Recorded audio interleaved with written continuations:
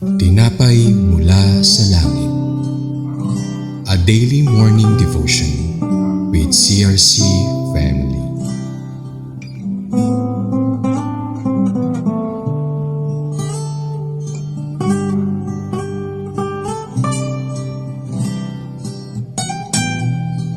Pagpalang umaga po sa inyong lahat. Ako po si Sister Linda Remora ng CRC Queens Row Daughter Church. Ang ating pong pag-aaralan ngayong umaga ay makikita sa Hukom 11 verses 12 to 13. Ito po ay pinamagatang Jephthah negotiates with the king of Ammonites. Bago po ang ating pag-aaral, tayo po ay manalangin. Ang pagpalang Ama sa langit, kasama ang aming Panginoong Jesus na aming tagapagligtas, pinupuri namin kayo at pinasasalamatan sa lahat ng mga biyayang ipinagkakaloob niyo sa amin sa araw-araw. Dakila ka sa aming buhay. Gabayan ninyo ang inyong lingkod sa aming pag-aaralan ngayong umaga. Buksan mo po ang aming spiritual na pag-iisip at tenga upang maunawaan namin ang nais mong iparating sa amin. Maraming salamat sa banal na Espiritu sa pagsama mo sa aming pag-aaral at dalangin ko na maging kalakasan ang sa bawat isa ang aming babasahin at sasabihin at maunawaan nila ang aming pag-aaralan.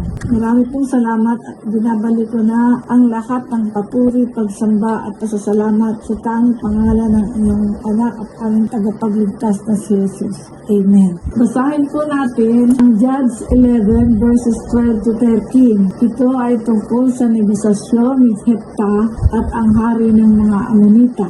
Verse 12. Kaya nagsugo si Jephthah ng mga mensahero para itanong sa hari ng mga Ammonita kung bakit inilulusob nila ang Israel.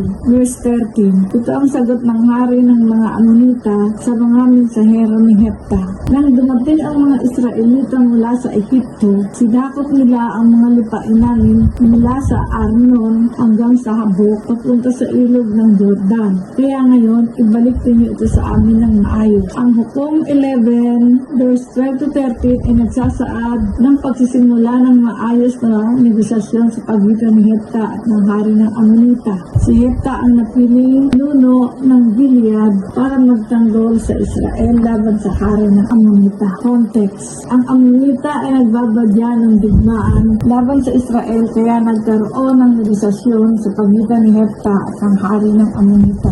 Ang negosasyon. Sinubukan ni Jephthah na magkaroon ng peaceful talk. Nagpadala siya ng sugo sa hari ng Ammonita at tinanong ang dahilan ng digmaan nila.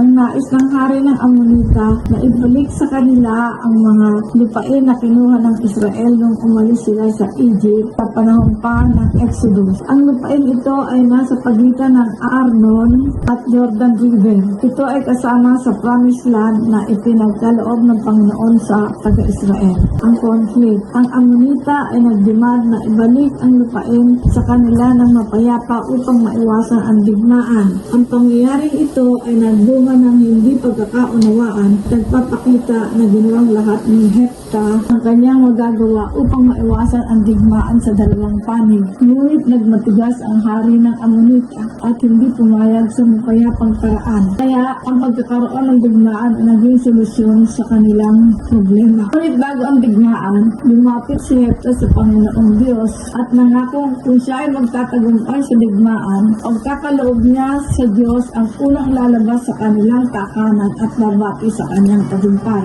Nanalo siya sa digmaan, ngunit ang kanyang anak na babae ang unang lumakas at lumapit sa kanya, kaya wala siyang magagawa kundi pa rin ang kanyang pangako sa Panginoon. Alam ni Jephthah ang kapangyarihan ng Diyos at willing siyang maglingkod sa Diyos, ngunit ang kanyang ginawang pangako ay nagpapatunay lamang na hindi pa niya lubusang kilala ang ating Panginoon. Ito ay nagpapakita ng spiritual decay, ignorance of God's words, at reckless vows. Ang kilesa ng istorya ni Jephthah ay ang pagkakaroon ng hindi pinag-iisipang desisyon sa pangangako sa Diyos, pagtitiwala sa Diyos sa mga challenging times at understanding na ang mga nakaraang pagkakamali ay magdi-disqualify sa atin sa mga plano ng Diyos. Tayo po ay manalangin.